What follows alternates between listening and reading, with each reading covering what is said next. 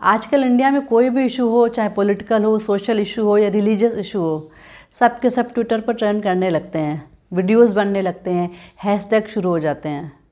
इनमें से हैशटैग ज़्यादा करके बॉयकॉट के होते हैं, फिर चाहे कोई पॉलिटिकल लीडर हो, सेलिब्रिटी हो या कोई मूवी हो।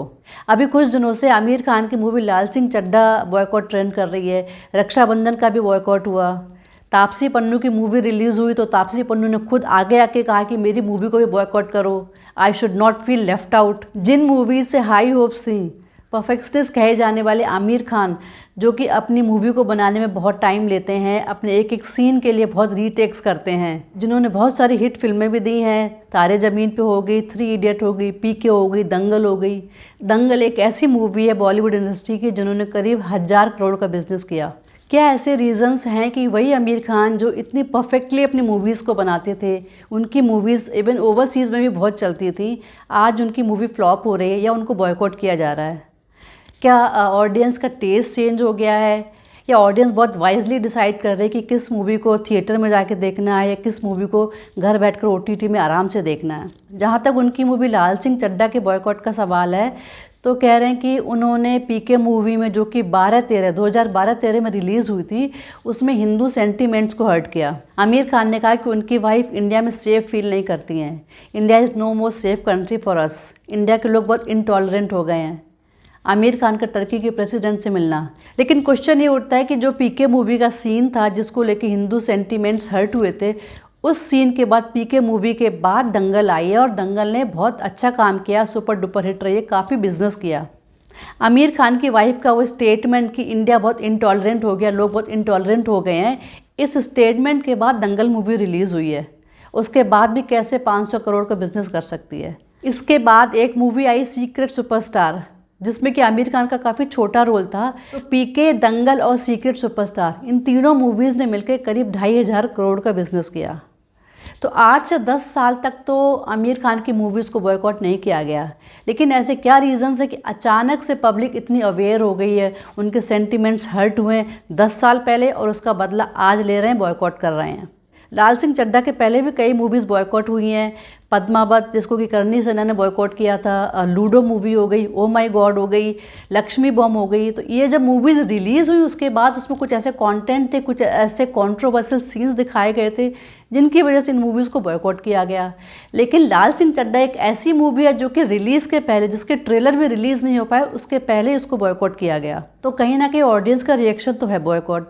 लेकिन जो ट्रेड एनालिस्ट हैं, जो पूरे डाटा को स्टडी करते हैं, उनको पता होता है कि मूवी कितने थिएटर्स में रिलीज़ हुई है, कितने दिन चली है, कितनी ऑडियंस थी, हाउसफुल हुई कि नहीं हुई, उस हिसाब से एक डाटा निकालते हैं। उनके अकॉर्डिंग बॉयकॉट का इम्पैक्ट हार्डली 5 to 7% है।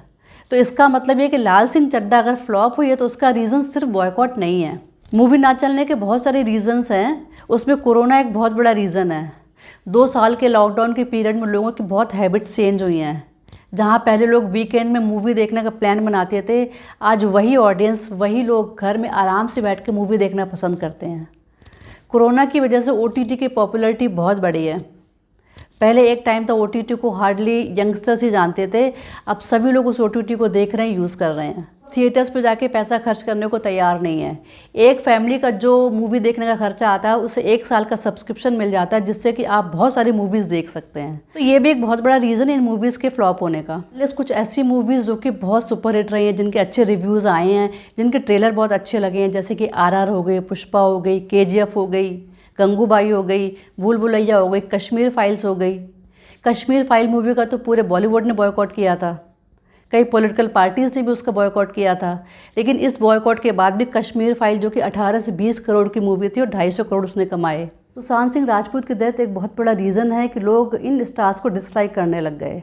नेपोटिज्म, ड्रग कल्चर, आउटसाइडर्स को टारगेट करना, अंडरवर्ल्ड कनेक्शन, ऐसे डार्क साइड हैं बॉलीवुड के जो खुलकर सामने आए सुशांत सिंह की डेथ के बाद।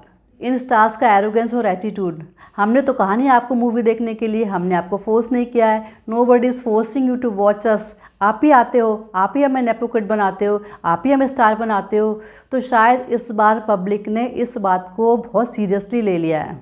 और इन्हीं सब के बीच में OTT प्लेटफॉर्म पर south Indians movies easily available थी हिंदी डब्ड। तो लोगों ने उन मूवीज़ को एक्सप्लोर किया और इन मूवीज़ ने हिंदी बेल्ट में धूम मचा दी। पुष्पा, RRR, विक्रम बेदा, ऐसी कितनी मूवीज़ हैं जो कि हिंदी बेल्ट में बहुत अच्छी चली। इसके पीछे पॉलिटिकल रीज़न भी है।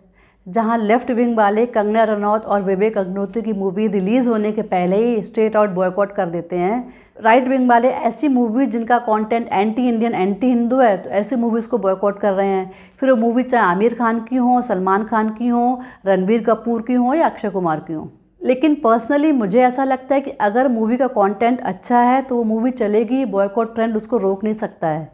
फिर वो मूवी चाहे आमिर खान की हो या अक्षय कुमार की हो। और अगर कंटेंट अच्छा नहीं है, रीमेक है, जैसे आप लाल सिंह चड्ढा की बात करें तो ये फॉरेस्ट गम की रीमेक है। फॉरेस्ट गम जब बनी थी तो वियतनाम वॉर पे बनी थी। उस समय US आर्मी में ऐसे लोग लिए जाते थे, बट इंडिया आर्मी में कभी ऐसे लोग नहीं लिए गए। आपकी क्या ओपिनियन है इस टॉपिक पे? प्लीज़ कमेंट करके बताइए। If you like the video please like and subscribe my channel.